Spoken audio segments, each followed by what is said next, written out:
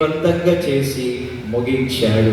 బైబిల్లో చాలా మంది కొడుకులు ఉన్నారు, కానీ వాళ్ళందరూ తండ్రికి ఎన్నో దుఃఖాలు తీసుకొని వచ్చారు. కానీ ఒకే ఒక కుమారుడు తండ్రి చెప్పిన పనిని నెరవేర్చి విజయవంతంగా గట్టిగా చెప్తారా, నా మంచి నమ్మకమైన దాసుడా. ఎస్ అయ్యా, శిలువ మ్రానుపై 7వ మాట అద్భుతంగా చెప్పాడు.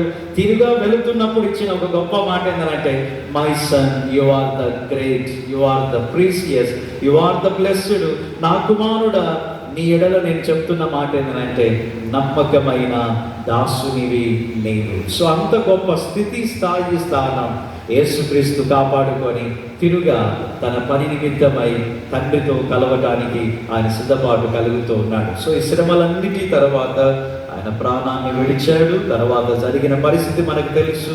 రేపటి దినాన సైలెంట్ సాటర్డే.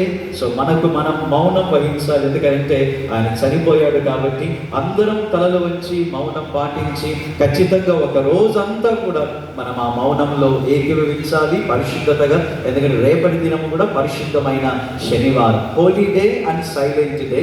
అండ్ సాటర్డే అనంతరం అర్లీ మార్నింగ్ ఆదివారం దినమున దేవుడు తాను చెప్పినట్లుగా, ఎందుకంటే ప్రవచనం ముందే చెప్పబడింది, ఏ ప్రవచనం అయితే ఆయన చెప్పబడిందో తాను చెప్పినట్లుగానే 3వ దినమున ఆయన తిరిగి లేపబడుతున్నాడు. So we meet again on Easter resurrection.